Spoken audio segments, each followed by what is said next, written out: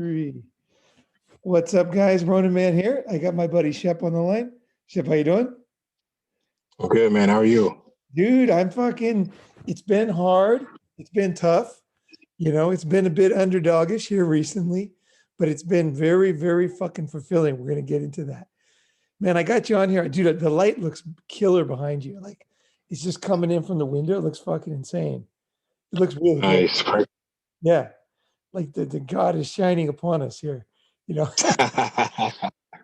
So, hey man, I always considered myself an underdog. My mindset, I know that some success guys are going to say, you got to think a certain way. There's only one way to think. Fuck that. I'm an underdog. I like being an underdog.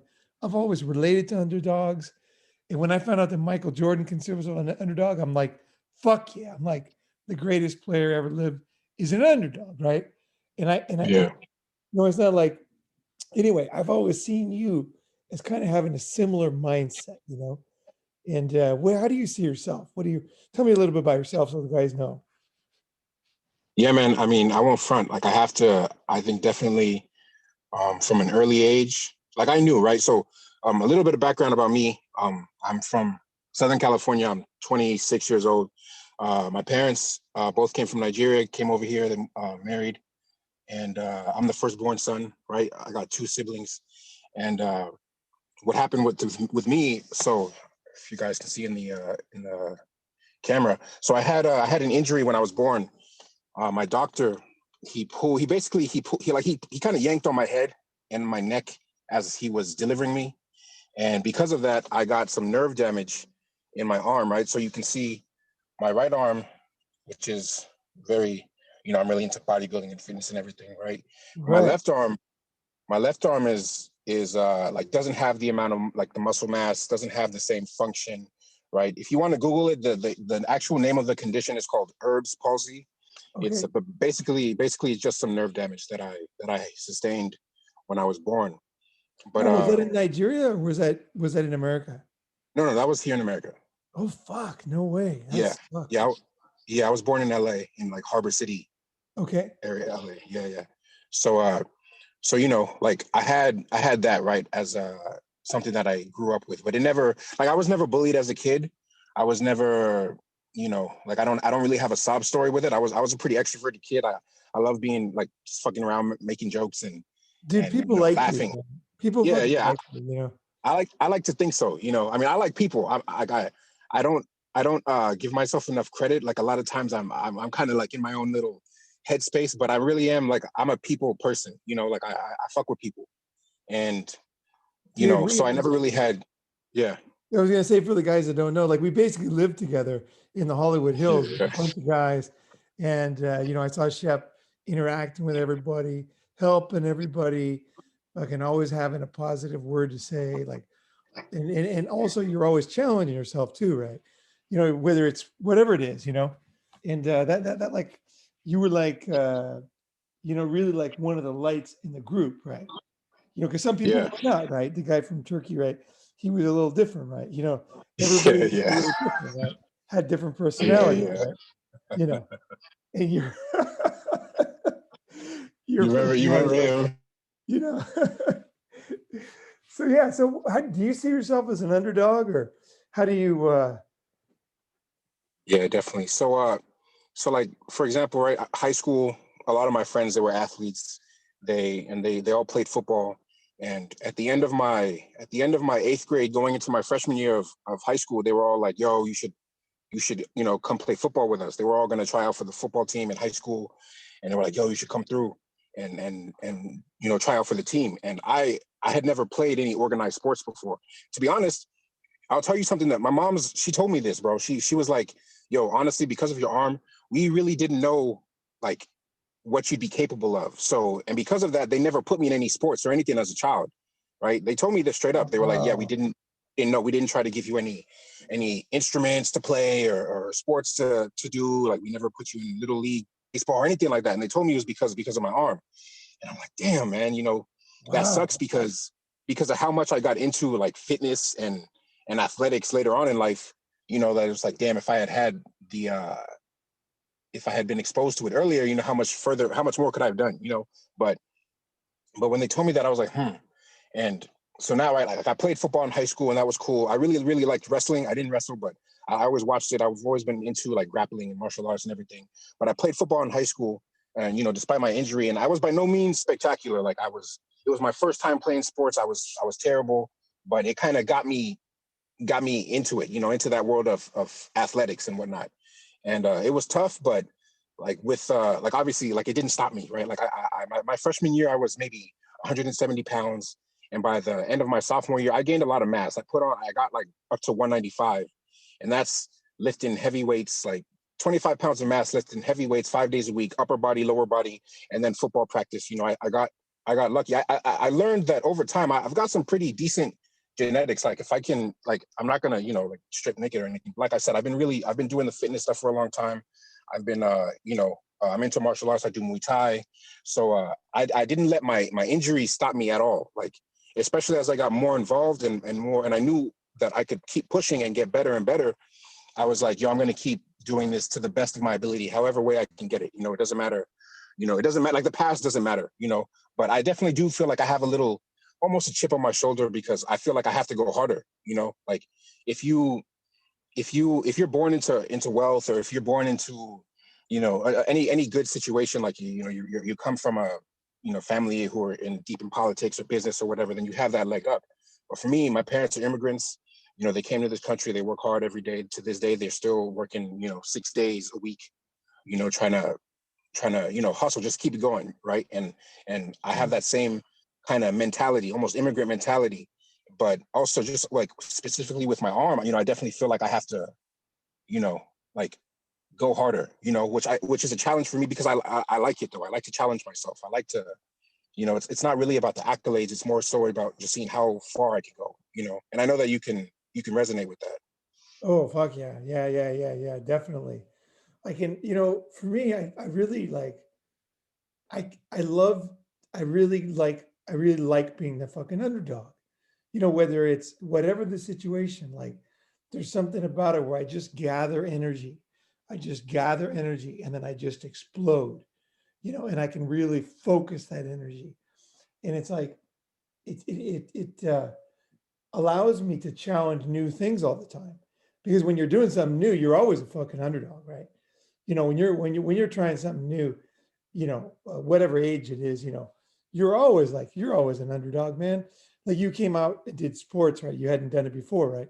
And for me, you know, now, like, well, for example, I mean, anything I'm doing now, right now, I can't talk about the details, but I'm fighting a legal battle, right?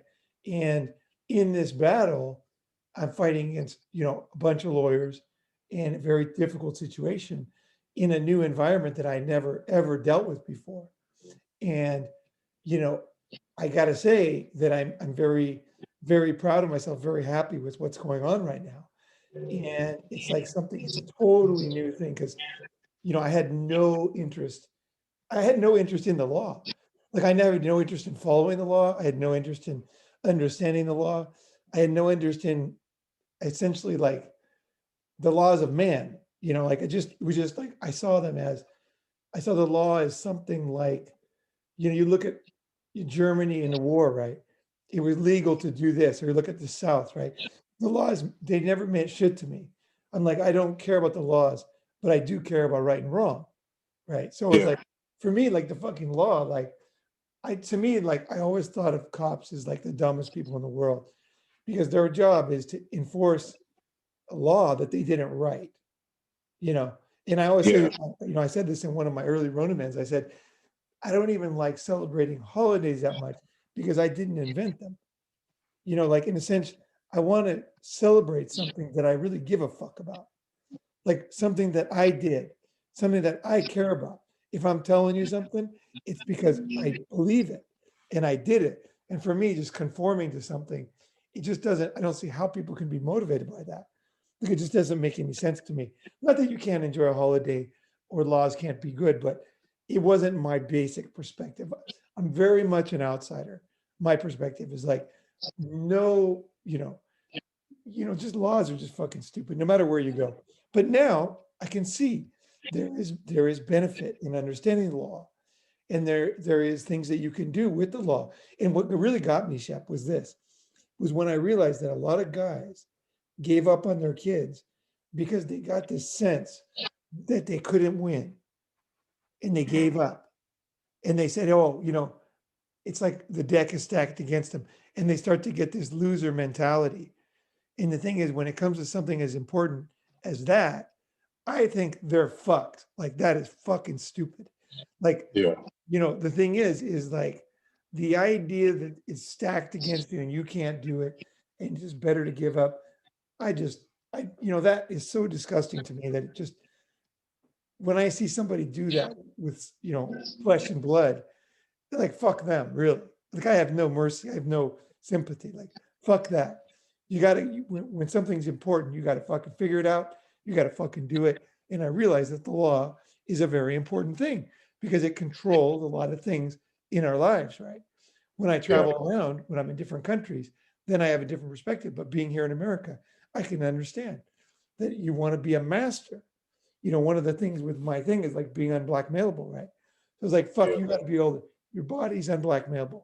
Your mind, you're fucking, no one can take you and just knock your feet out and fuck you over because you can always, somehow, you can, like a cat, man, you can land on your feet and you can somehow survive this new environment long enough that you can start to excel, right? And you can start to do the right thing, right? To me, it's not about winning. It's not about winning at all. It's about being able to do the thing that makes my soul happy. I never cared about winning. Like, I never cared about winning. I never really, when I played sports, I was different than everybody that I talked to. I'm sure there was other people that thought like me, but nobody talked like this. Everybody thought, hey, you're either a winner or a loser. For me, I thought winning was just a dumb idea. Like, the guy's 100th of a second faster, so he gets the gold medal and everybody loves him. And the other guy's like 100th of a second slower.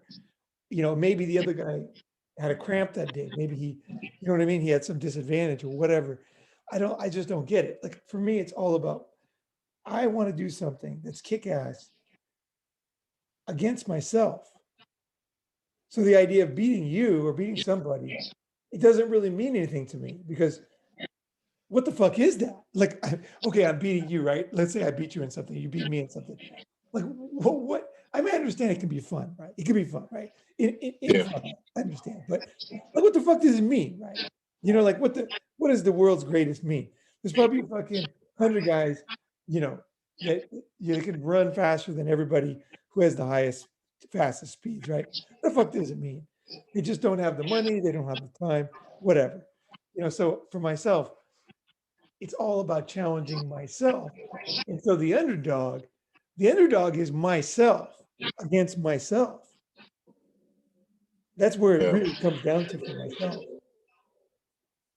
It's like, I want to fucking succeed. I want to fucking make it. And I want to have the horsepower that I can do the right fucking thing. No matter what the situation is. Like, I can be cool, I can handle the situation, and I can do the right thing. That's my ultimate goal. Yeah. I would describe it as kind of like being ready to just perform at the highest ability that you can. You want to execute. You want to have like a flawless execution of whatever it is that you're doing.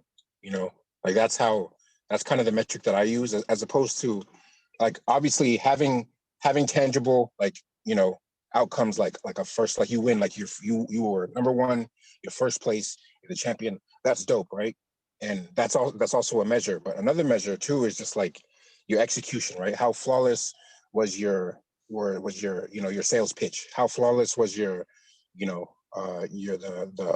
the technique that you employed? How flawless was your that one thing that you said to that girl that kind of like made her, like, her eyes light up, right? It's all about the execution and kind of being in the moment, but more so just kind of like just effortless. Like, I imagine, right, like, I was reading I forget the name of the book exactly, but like when you talk about like the flow state, right? And these athletes, whether it's in BMX or football or baseball or basketball, it's like you're in this zone, brain chemicals going off, neurotransmitters going off, and you're reaching a level that you couldn't reach like in your normal kind of day to day, right? Like you're tapping into something greater that allows you to kind of pull off almost like feats of like superhuman type feats, right? Like And the Matrix or something, where you're like yeah, seeing things in slow motion, right? You know, you've got right. it so fucking fluent that you're just like, whoosh, whoosh, whoosh, whoosh, whoosh. Yeah, I know exactly what you're talking about. Yeah. Yeah. Fuck. I know you're I know a little bit about what you're talking about.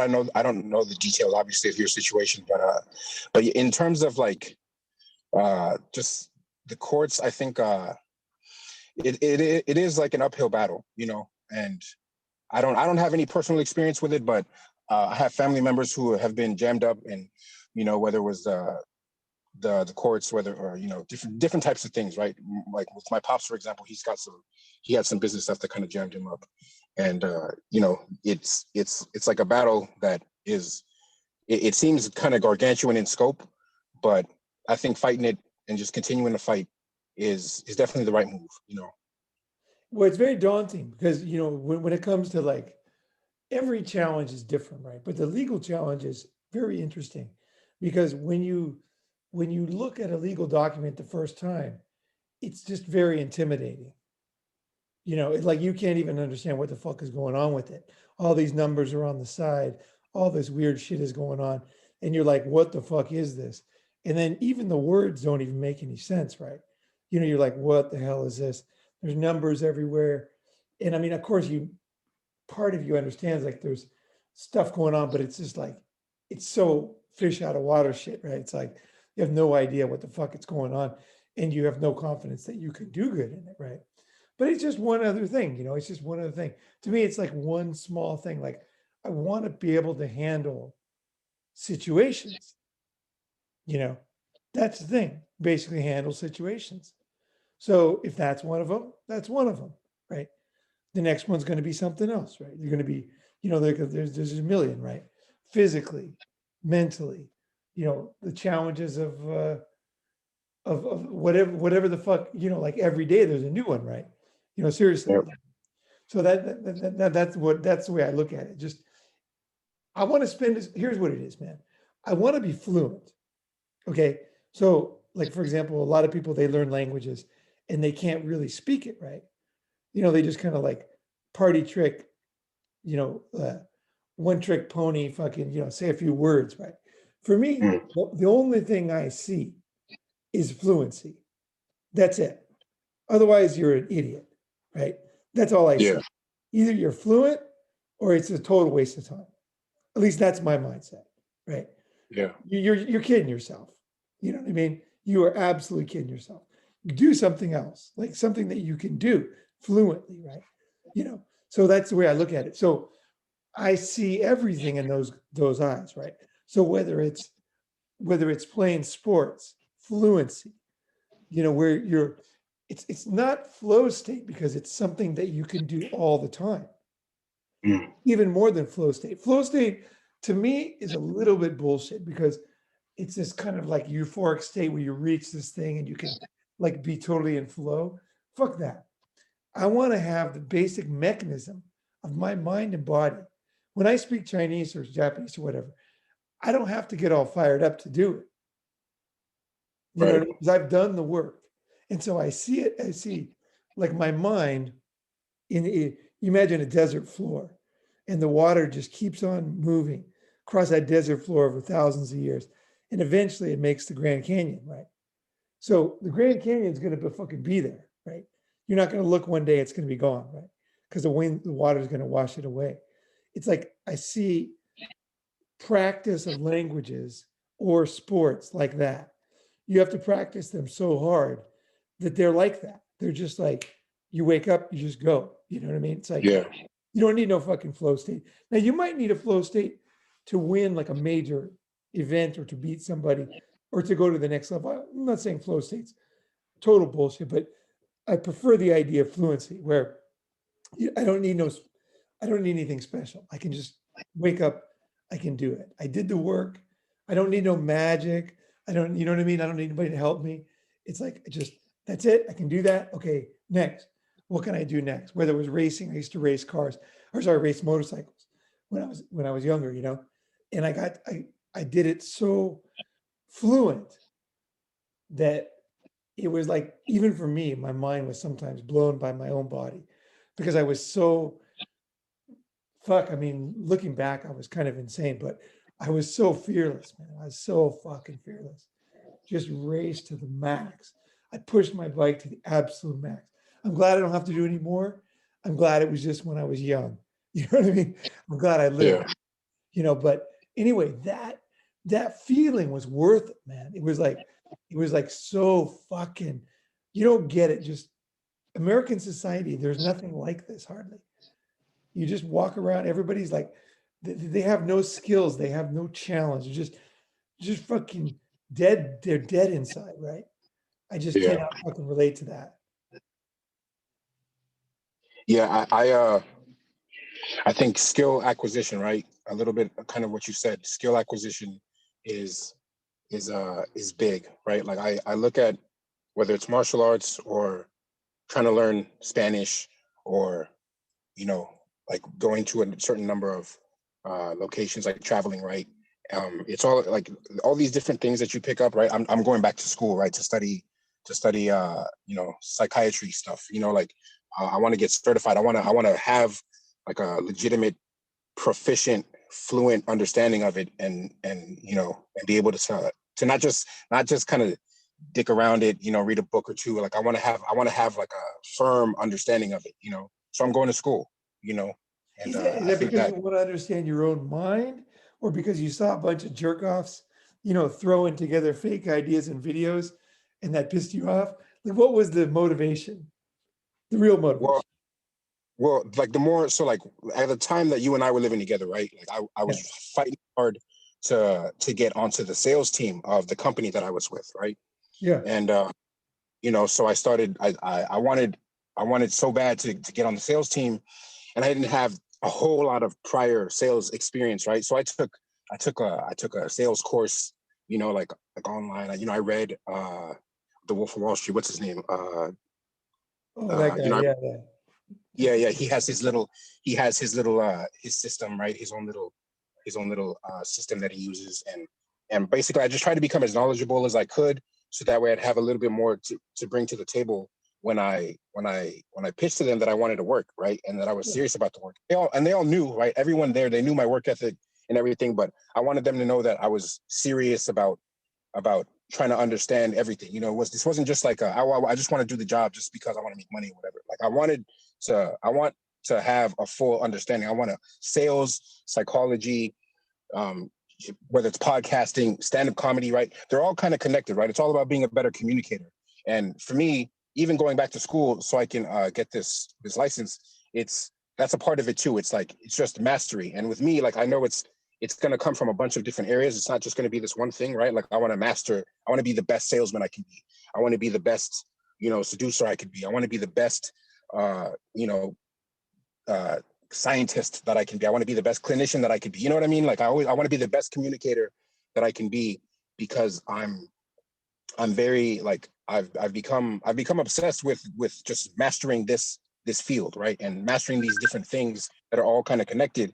And Yeah. that's what I've lately, a lot.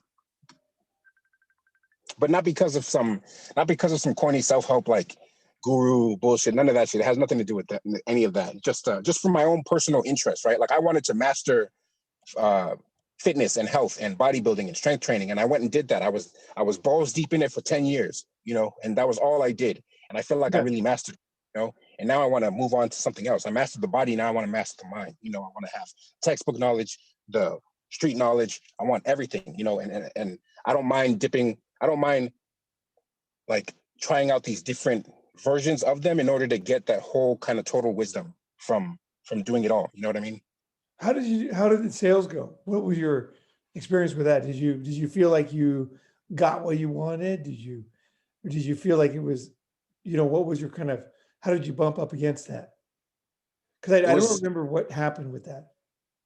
Yeah. So, I fought for a long time. I kept telling them, I was doing video editing before, like editing YouTube videos and stuff like that. But that wasn't my it wasn't what I wanted to do. Like I was okay at it, right? Like I did everything. I got good at it. and I was making the videos and everything, but I wanted to do more. You know, I felt like I could be more. Sales would allow me to be more me and also be more just, it's something that I wanted to master. Like being a better communicator overall is something that I think about all the time, you know, whether it's stand-up podcasts, like I find myself studying from like the best podcasters, for example, a lot of them are stand-up comedians, right? And I don't think that's a coincidence that you have these Right. dudes who are, you know, they go up on stage in front of people who don't know or don't give a fuck who they are, and they have to kind of put you under a spell. They have to express their point of view, get you to see that, make you laugh, make you feel powerful emotions. And then the guys who do it at the highest level, right? The Joe Rogans, the Dave Chappelle's, the Bill Burr's, right? You see the success that they have, and you also see how I just think that it's like it's one of those things like that and game. They're almost like two things, and as well as like your health. There are certain things that I just feel like if you have them mastered, you're kind of on another level. You're not like a zombie, just like dealing with. You're not like an NPC. You know what I mean? Like you have this thing that people are just kind of very passive about, but you have it. You have such an understanding of it that you're in control of most situations that you're in, and so I just look at it as one of those skills that's really important and integral to learn for anyone, especially a man, especially like any young dudes who are listening to this, any single dudes or even guys in relationships, like communication, sales, the mind, the body, these are things that you have to learn, in my opinion. Yeah. Yeah, persuasion, storytelling, all that stuff. Exactly. Right.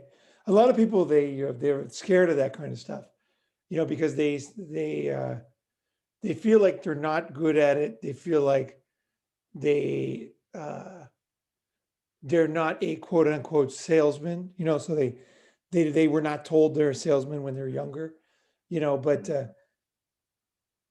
I can tell you this as somebody who was always a salesman, you know, I've always been in sales, always. People always said I was a salesman.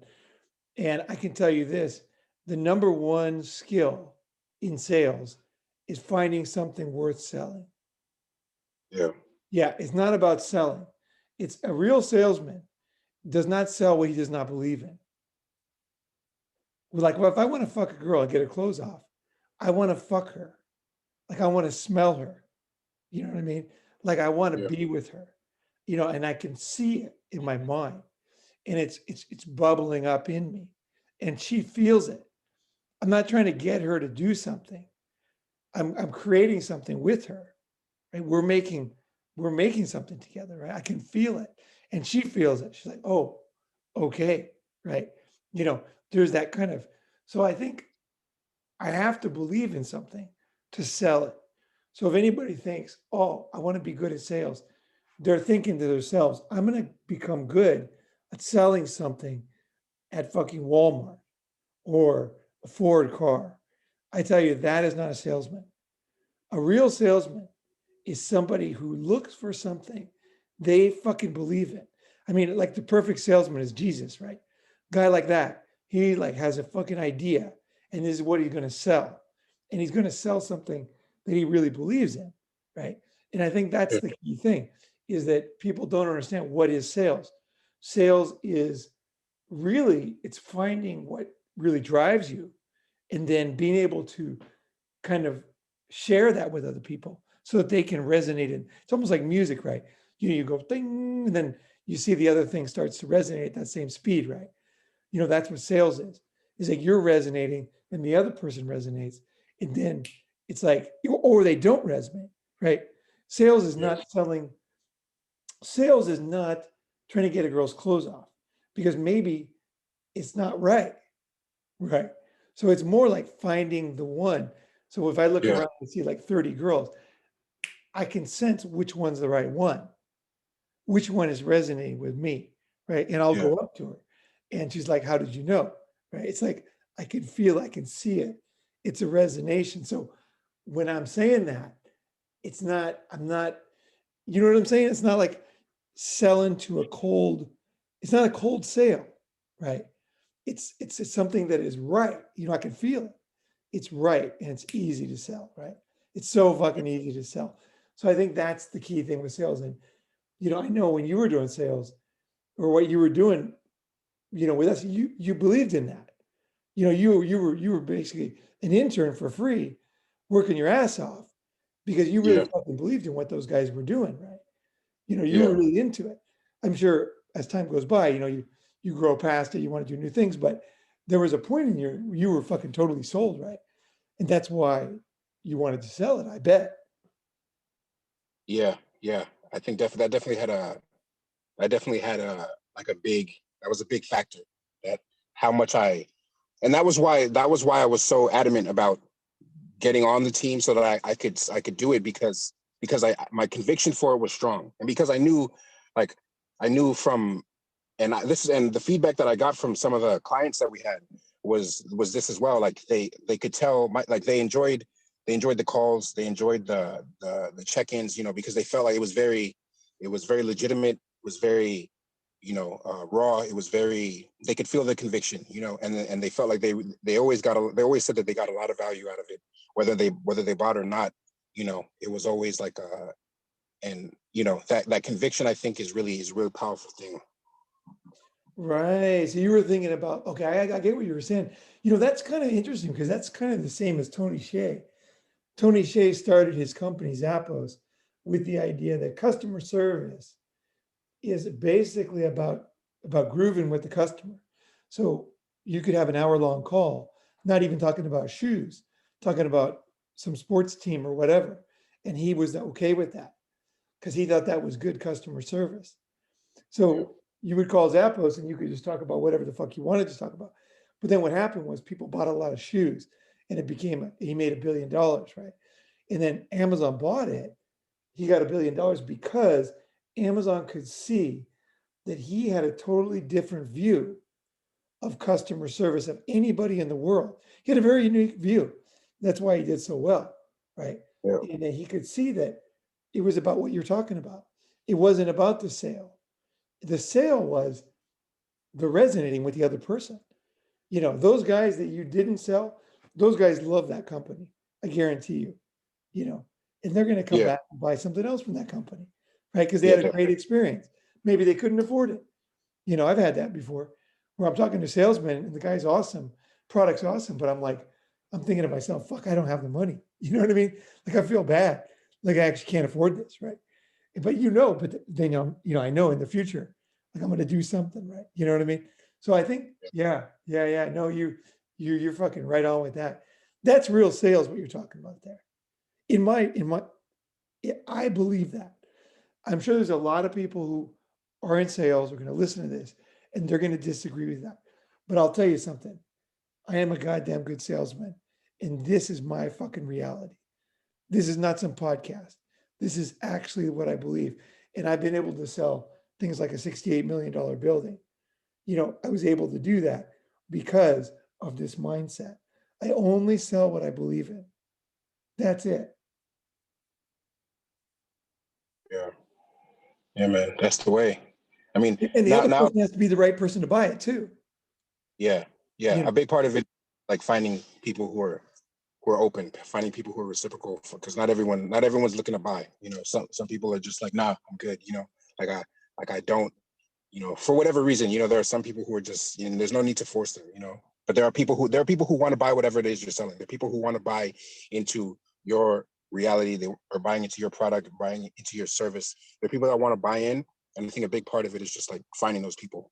no, man. Here's the secret, man. I'll tell you. This is what I think it is.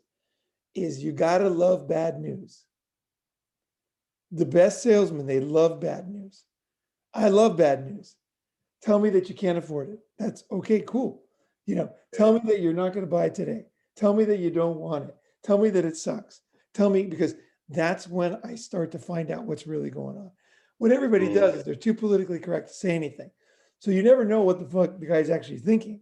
And he doesn't know what you're thinking. And nobody actually has any kind of connection. It's just a bunch of bullshit, just wrote fucking meaningless drivel going on. When a guy says something real and he says he doesn't want it, I'm like super grateful. Like I love that. I'm like, man, because I know that most things are not going to work, right? It's like a scientist, right? The Edison, right? The classic thing, he had 10,000 different filaments before he made the light bulb, right? if he was like, oh, this thing's not working, I got to make this filament work, he would have fucking done shit, right? Yeah. His laboratory would have done shit. But he's like, no, this is the wrong filament. This filament, we're never going to use it again. We're going to try another filament, right? And then we're going to try another one. We're going to try another one. And we're going to find the one that fucking works, right? That to me is the way to think about it. So love bad news. If you love bad news, you know, like for example, you look at your arm, you look at anything in your life, you're like, tell me the bad news, because the worst fucking thing is some guy who's out there who cannot face what everybody knows about it. That's the most pathetic creature. Everybody fucking knows that this guy is not good at this, not good at that, can't be honest with himself, you know, whatever it is. It's like, I don't want to be that guy. I want to see myself so I can see my weaknesses. Fuck this idea that I cannot see myself, right? I got to be able to, that's like fundamental. It's almost like they're not living in reality.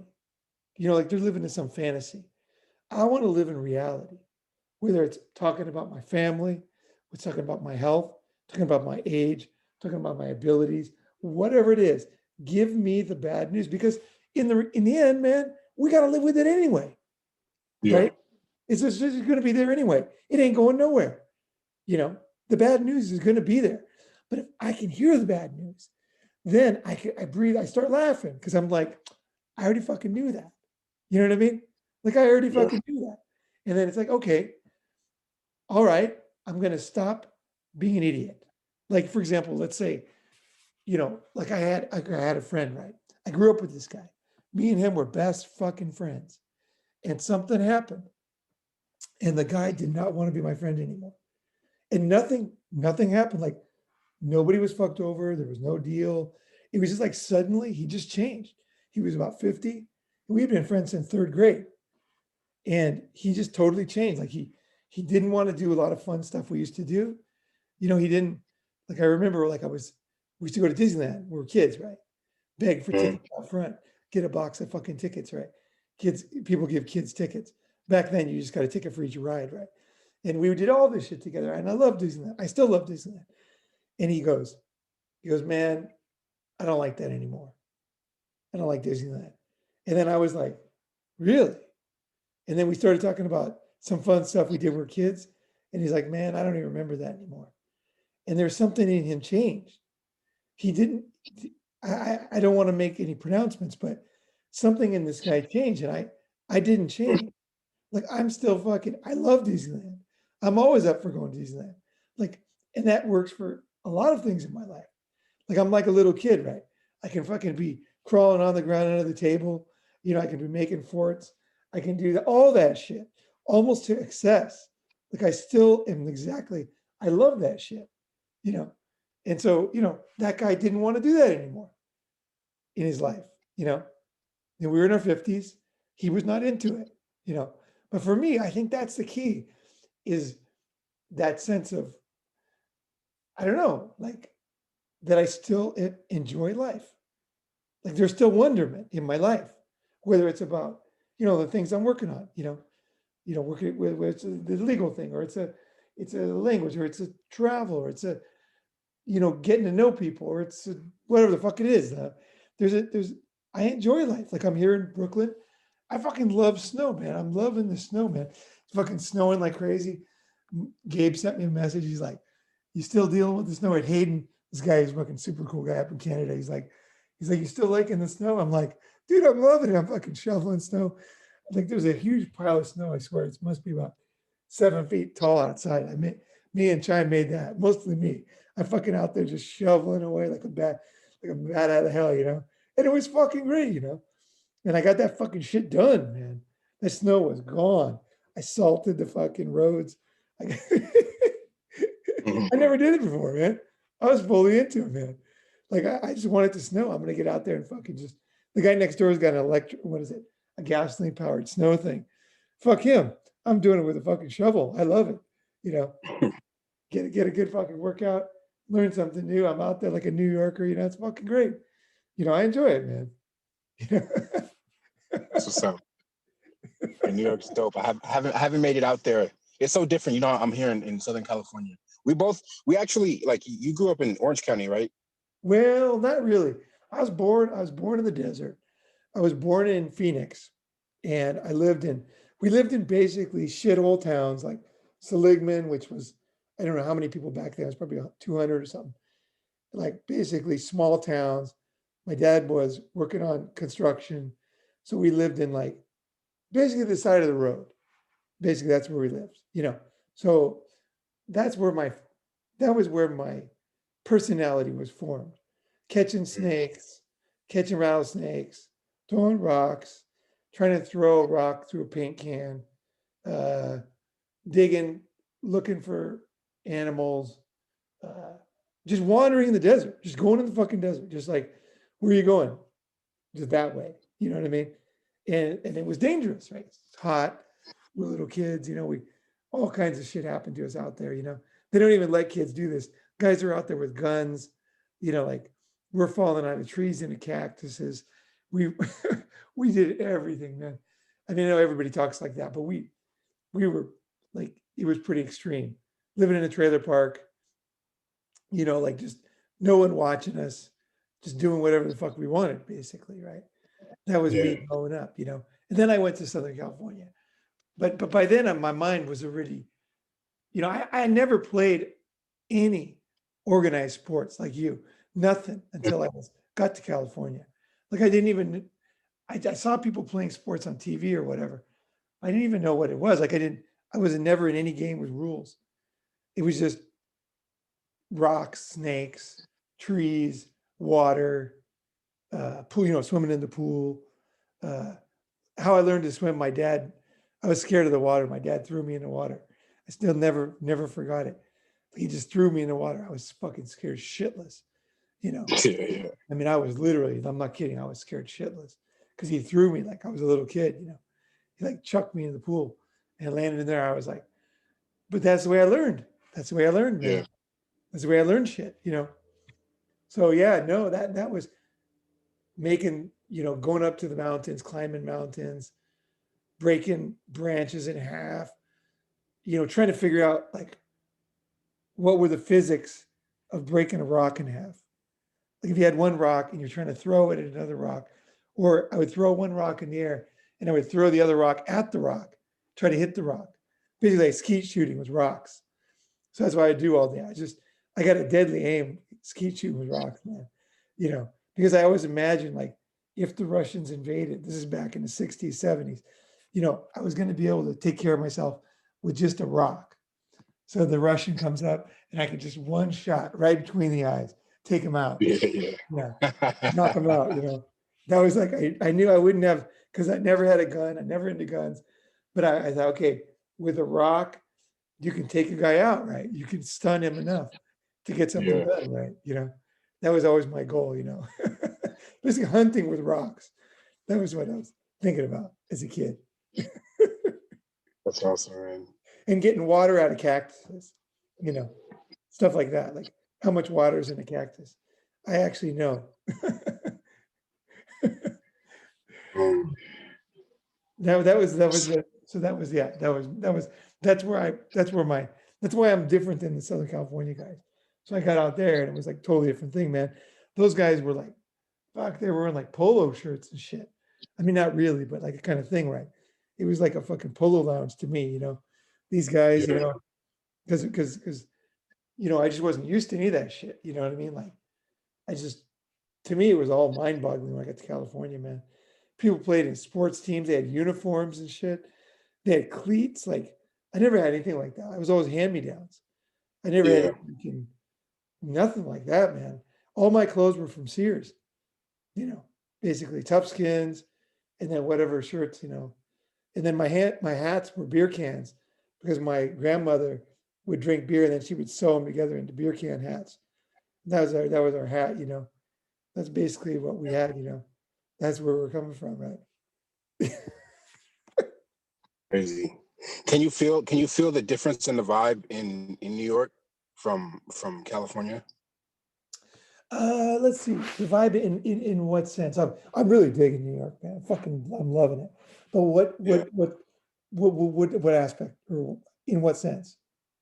Like like a lot of the Southern California like vibe is, or people like to say out here, like the whether it's the weather or the people, right? Because of Hollywood, we were in Hollywood, right? So like the types of characters that you in that type of city, in that type of environment, right? Relative to somewhere like New York, which always has had, at least for me, on the outside, like a reputation of being like a real fast hustle and bustle, like aggressive city with, like the very a lot of energy in the air, right? Way more, not as low, not like laid back like Southern California, way more big city, very a lot of energy in the air, people are going places, they got, subway and all that shit, right? Like are you feeling that like in there in the city?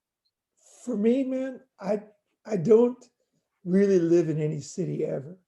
I kind of live in Paul land, right? So wherever I am, I'm basically me, right? So when I lived in Tokyo, I had a very relaxed lifestyle, even though it's a very big city.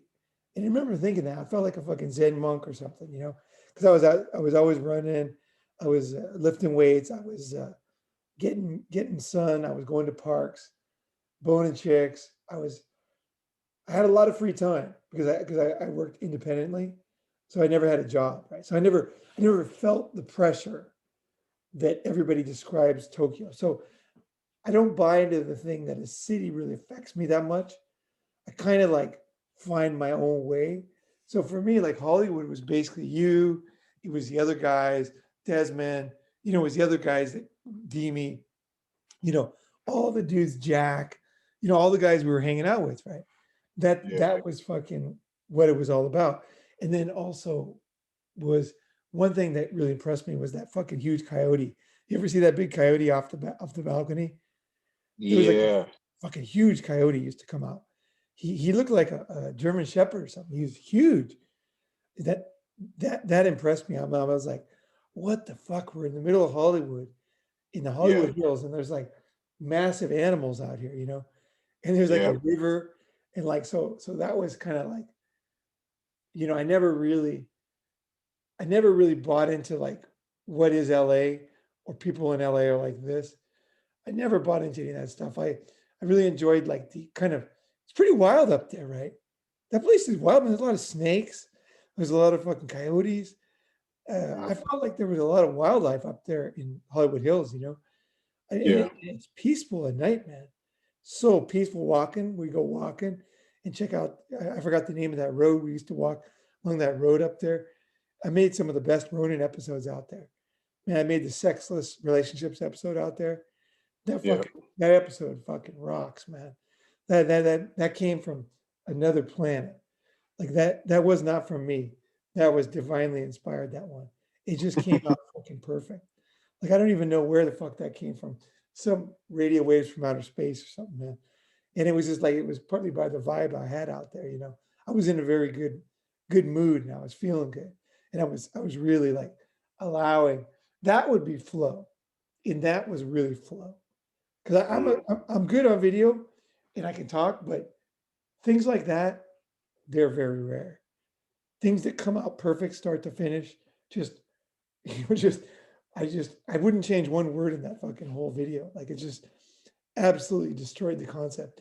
And it's interesting because a lot of the people that watch that are women because they're in sexual relationships too. So if you look at the comments below that, it's very, very interesting. Like a lot of women, they watch that one and they're like, oh my God, this is genius. This is exactly what I went through.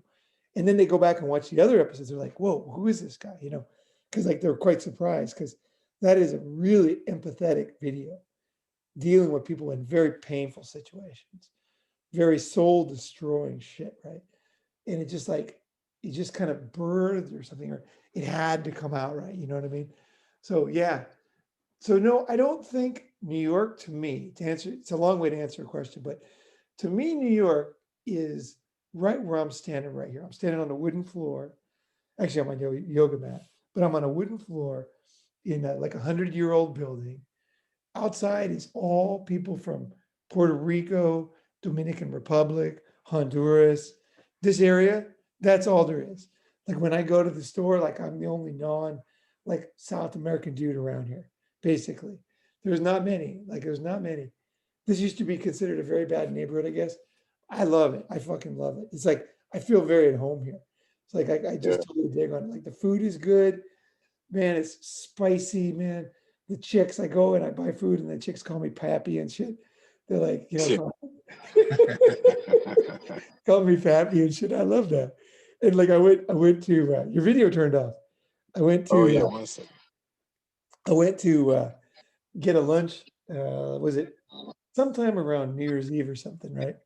And Christmas. I don't remember what the fuck it was. Sometime around there. And I went down to this place down the street, and this old guy who owns the place, right? There's a young woman who works there, and she likes me. She always calls me Pappy and shit. That's what they do, these guys. You know, when the girl starts calling you Pappy, shit's gonna go down, right? Yeah. So she starts calling me Pappy. So then, so I'm there on New Year's or whatever the fuck it was, and then the old man, he puts on some kind of romantic music from Dominican Republic, and then he points to her and he says, "Dance." So me and her are dancing in this restaurant and like fucking around the fucking kitchen and stuff. Oh, it was hilarious, man. It was fucking awesome. So for me, like New York is more like that's New York to me. You know, that's Brooklyn to me. And then also it's my walks. Like I do a lot of long walks. So I do like 11-mile walks most days. So I walk to Ground Zero in Manhattan, and I walk around there, and I walk to Verrazano Bridge, and I walk, endlessly around the cemetery. There's a great cemetery here. So I walk around that a lot. And so that's what it is to me. There's a lot of sunshine here, which I like. To me, New York is sunshine. Even in the cold, it's sunshine. And I fucking like that. Tokyo's like that too. It's not like one of these dreary cities, right? And it's good food. It's good food. And the people remember me around here. It's quite interesting actually. When I go to like a store, I asked this dude at the fucking sandwich shop.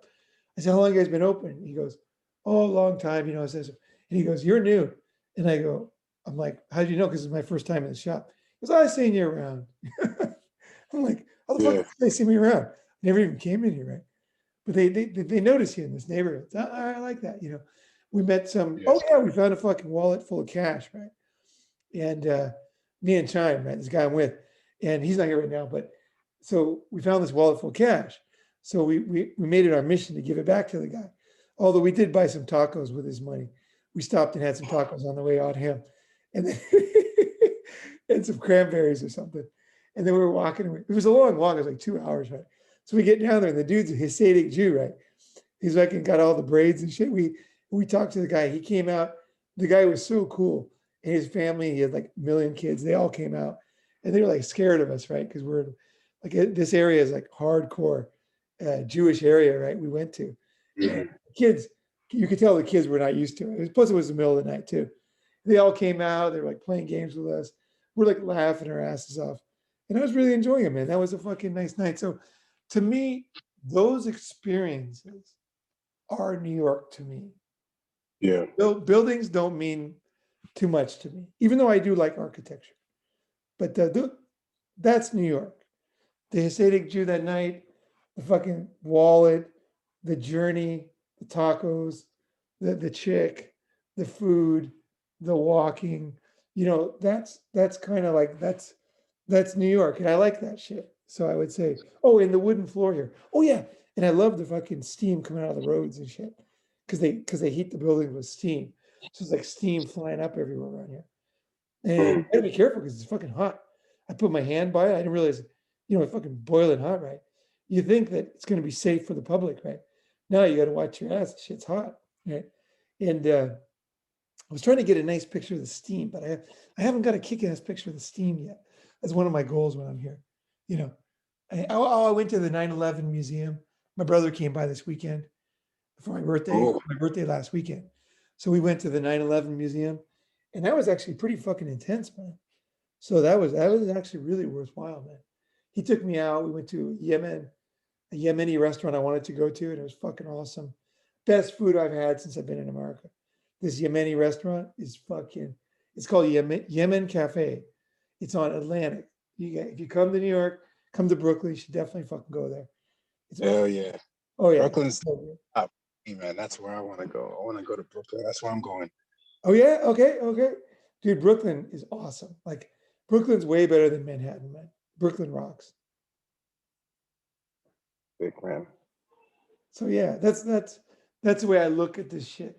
Nothing really affects me except for people and experiences, right?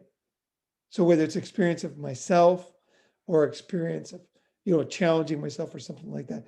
These are the things that mean something. And I don't mean that in a motivational sense or any of that bullshit. It's just that a building is just, I remember when I was young, I was in college. My sister lived in Paris.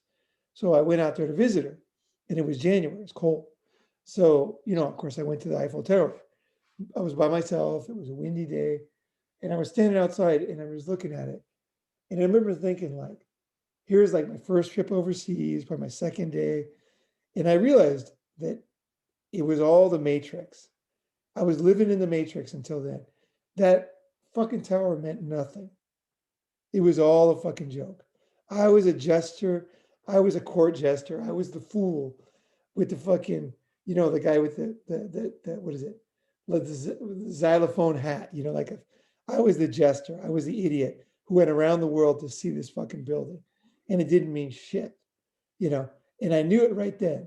And so even from that day on, I never chase buildings, famous places, famous mountains. I mean, I'm gonna go if I'm around, I'm not gonna avoid it, but it doesn't mean shit.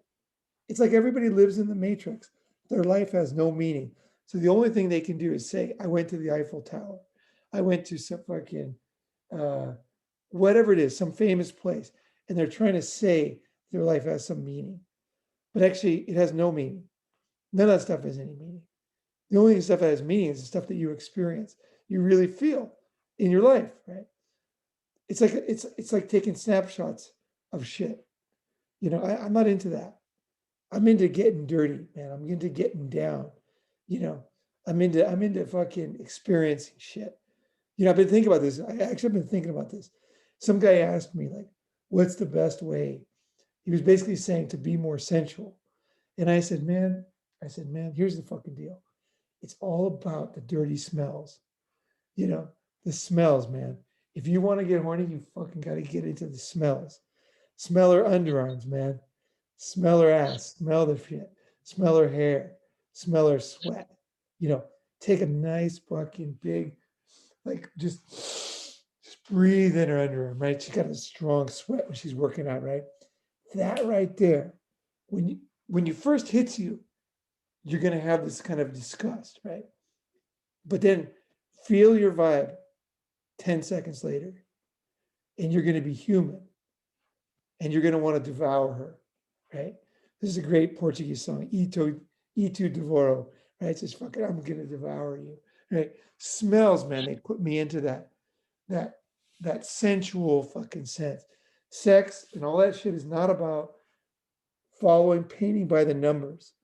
It's like you smell and you open up your whole being and you become a sensual being who just rolls with whatever's going down, right? And I think that's what it's that to me that's like that's it, man. And kind of life is like that too. It's the same fucking thing. Girls never believe me when I tell them I'm into smells because they think like they gotta like clean themselves up for me. It's like, no, man. It's not that I like dirty. I like human. Yeah, yeah. So I'm into human beings. If I'm with a woman, I actually like the way she is. Like I like the way she is. She doesn't have to do anything. She doesn't have to be anything else. Or I don't like the way she is, right? It's one of the two. But if I like the way she is, of course it's nice. I mean, if a girl cleans up and all that, it's all good. I'm not saying that. But you know what I'm saying? It's like I like her. She doesn't have to fake herself. And I'm going to be totally myself too. You know, I'm not trying to be better. I'm trying to find myself basically at a deeper level. I'm not trying to be self-improvement, right? You know what I mean? Yeah. It's more like, who the fuck am I? What the fuck am I capable of? what the fuck can I do with myself? What is real in this life, right? You know, what emotions, what fucking people are real. That was one thing I felt about you. I just felt you're very fucking real. Whereas a lot of people, they're just very fucking, I don't know, I guess they're too afraid or something. I don't know. I don't know what it is. But it's just not, I'm not into that. I don't have time for that. Because life's too fucking short, right? Yeah, I man, can't it's too. teach everybody everything. If they There's don't, not enough. There's not enough time to be to. There's not enough time to be afraid. There's not enough time to not be self-aware. I honestly, I learned a lot of these things from you, like from our time that we were living together, and even when I came to Bangkok, and we were hanging out there. Like these are things that I've been understanding more. From all the time, from the conversations we've had, and the guys who I think that we had like the most kind of rapport with. Desmond, Demi, Jack, right? Like all those guys, right? The conversations that we have with them and each other. I've learned a lot of that. Kind of the more basically just it's kind of like the value of life, and just strip away all the bullshit and just keep going forward. And just not be afraid to look at yourself and be like, okay, this is, you know, to kind of go further, right? Because I think a lot of dudes, if they heard you right talk about like trying to smell a girl, right, or wanting to yeah, enjoy smelling, enjoy enjoy tasting her, right, enjoy yeah, like being in that moment with her, right? I think a lot of dudes would kind of be like, they'd hear it, for the first time and be like, nah, like that's some, that's some mark shit, like it's some faggy shit, you know what I mean? Like, but I think that if you like if when you lose that kind of fear, that guard, right, that guard, and you can let that go, and then you just relax. I think you wouldn't even be aware, right, until you drop that guard. You wouldn't be aware that that's something that you could enjoy, right? Like smelling a woman, tasting a woman, right? Like being in mhm. that space with her, right? Because you have that guard up. So I think when you drop that guard, then you're able to see those things that you weren't able to see before, and then you understand, right? Because you can't. It's something you have to experience, right? You can't even fully grasp it just by being told. You have to experience it, and then you understand. You're like, oh shit, you know what I mean? Yeah, yeah, yeah. I think the thing is, man, is if you see the woman as something to be explored, right? You're not trying to make her into something, and she's not trying to be, you're just exploring her like an explorer, like Columbus or some shit. You know, you're smelling, you're looking, you're feeling, you're tasting, you're you're in the sense of like curiosity, like you're into it. And you're I mean, you're not trying to convince yourself of anything either. And you realize that the human body is good. You know what I mean? Like it's like it is good. Like that is the heart of the whole fucking thing, right? We are fucking human, right? I think a lot of like life today is don't look at death, make sure the girl's like perfectly clean, everything's like got the right smell. It's because people are afraid of life and death, life and death, the real fucking deal. But that's when the magic happens, man. I remember the first time I realized the smell thing, nobody taught me this. I figured it out myself because I was just like every other guy. I was like, oh, I want a girl shaved up and perfectly cleaned up. That's what I thought when I was younger. Totally. I totally thought that. And then it was just like, there was one time, and one experience I won't go into, but it was a very dirty situation. And it was very fucking sexy, but it was, if you heard it, you would not understand what I'm talking about. You had to kind of be there to really feel it and then realize that is like, that's when the juice comes, right? And I think a lot of guys, the reason why they have problems getting it up, the reason why they have problems, I think, feeling like life has no meaning is because Yeah. they're not grooving on this. They're not understanding like the simplicity of what is here and to just enjoy it, you know, and to kind of breathe it in, right? It's like breathe it in. It's funny, we started with Underdog, we came to this. I think this is actually a much better fucking topic, actually.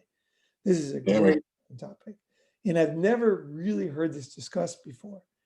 But I think this is good. This is good because this will get people thinking and get people commenting and like, what are we talking about here? Like, what is this? You know, it's like we kind of came across it without really a name, but it's there's something very, very, very fucking real here, right? And this is what, to me, this is what like life is, you know. So even if I fucking die today, like if I did this, what I'm doing right now, I'm happy. You know what I mean? I'm totally fucking happy. Like I feel like I used my life. Like I'm here, right? I'm part of the fucking thing, right? It's not, there's no walls, there's no, you know what I mean? I'm just part of the fucking thing. I'm just in the fucking flow. Give me the fucking real deal. So anyway, fucking awesome, dude. Very, very, very awesome, man. And thanks for being on, man. And No problem, man. Thanks for having me. any kind of takedown stuff you want to add in? Takedown. Just whatever thoughts, you know, whatever, you know. Yeah, I know we covered a lot. We started with the underdog thing, and then we kind of went and it evolved. That's how all our conversations go, though. So I'm not even, you know what I mean? Like it starts with one thing and then it'll go on. Right, right. One thing is not, it just runs out of steam, right? And then it goes, just naturally grooves over something that's got more juice, right? Yeah. I like it. I like it. All right. Well, look, thanks for being on, man. That was fucking great. I really appreciate you taking the time because I know I just kind of said out a moment's notice, hey, you want to be on? And I'm like, this has been a fucking super invigorating thing, man. This is one I'm going to listen to myself because some of them I don't listen to again. This one I'm going to definitely listen to and think about it because some heavy shit went down here. So I love that. That's why I do this whole thing, right? Is to discover this shit, right? You know. All right, guys. Well, thanks for listening, and thanks again, Shep. And hope to see you soon, man. Fucking wherever the fuck. You know, you're in Bakersfield. Is that where you are? Where are you? I'm in Riverside County. Oh, Riverside. Okay. Yeah. I thought you were up north more. No, down south. If you're ever over this way, we'll link up, bro. Because I remember, I think last time you were here, you were relatively close, and then so we could definitely do it. But dude, definitely. One of my good buddies, Paco on my Facebook, he lives there, so I always meet up with him, and we always go out and get fucking tacos and stuff. So I often end up in Riverside. So maybe we can all go cruise around or whatever. Yeah, man, we'll do it. All right. Thanks, man. See you later. All right.